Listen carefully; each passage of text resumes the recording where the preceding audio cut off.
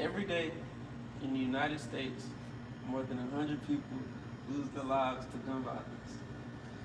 That number isn't just a statistic, it represents real people.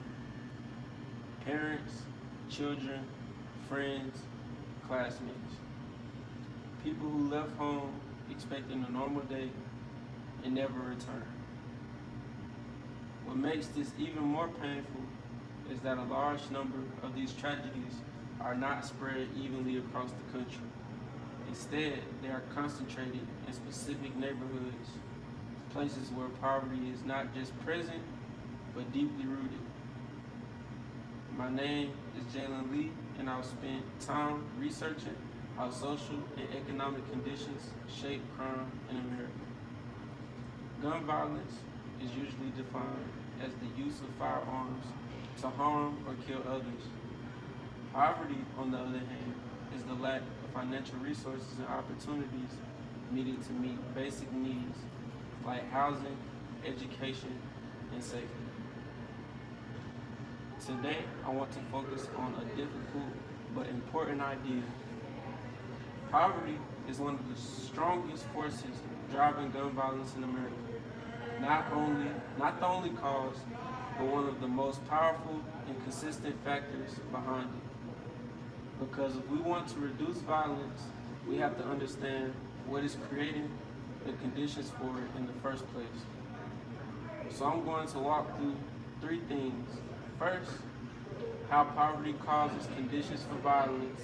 Second, real-world examples of this connection.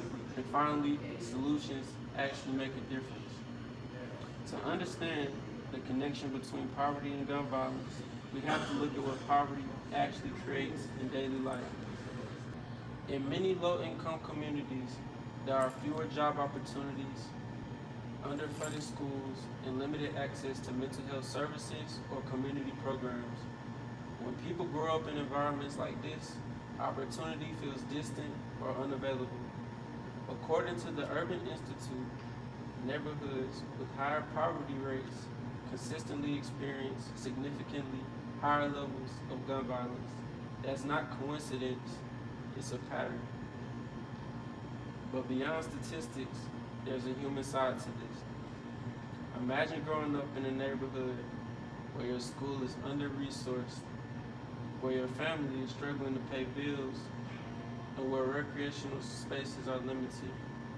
For many young people, that environment creates stress, frustration, or sometimes hopelessness.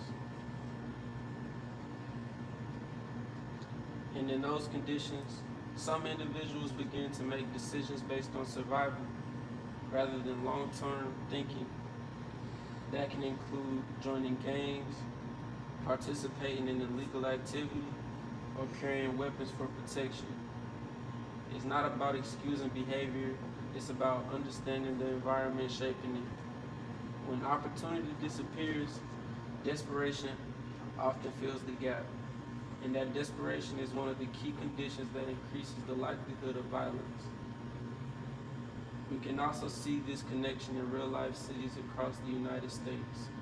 In cities like Chicago and Baltimore, gun violence is not evenly spread. It is heavily concentrated in specific neighborhoods, often the same areas that face long-term poverty, unemployment, and lack of investment. According to the CDC, a significant portion of gun homicide victims come from low-income communities. That shows us this issue is not random, it is concentrated. We also see what happens when support systems are removed. In several cities, when youth programs or job training opportunities are reduced, violence tends to increase. That is a powerful connection because it shows that when investment goes down, harm often goes up. One example often discussed is Richmond, California. The city implemented programs that focused on mentorship, job training, and community support for individuals at high risk of violence involvement. Over time, they saw a significant reduction in gun homicides. What this shows is simple but important. When people are given support and opportunity, violence decreases. This is not just a theory, it is something we can observe in real communities. So the question becomes, what do we do about it? If poverty is one of the strongest contribution factors to gun violence, then reducing poverty must be part of the solution. That means investing in things like better education, job creation programs, mental health services, and community development. Programs that provide job training or mentorship can give people real alternatives to crime. After-school programs can keep young people engaged and safe during critical hours. Housing and food support can reduce daily stress that pushes people into survival mode decision making. The key idea is this: when people have stability, opportunity, and support, the likelihood of violence decreases. It's not about just enforcement, it's about prevention. And prevention starts by addressing the root conditions that make violence more likely in the first place. At the end of the day, poverty is more than an economic issue, it is a public safety issue. It affects not only individual lives, but entire communities, schools, and generations. Today, I explain how poverty creates the conditions for gun violence, how we see this pattern in real communities, and how targeted solutions can help reduce violence. So I want to leave you with this thought. Imagine a neighborhood where the loudest sound at night is laughter, not gunshots. Imagine children growing up without normalizing violence as part of daily life. That future is possible, but only if we choose to invest in opportunity instead of ignoring poverty. Thank you.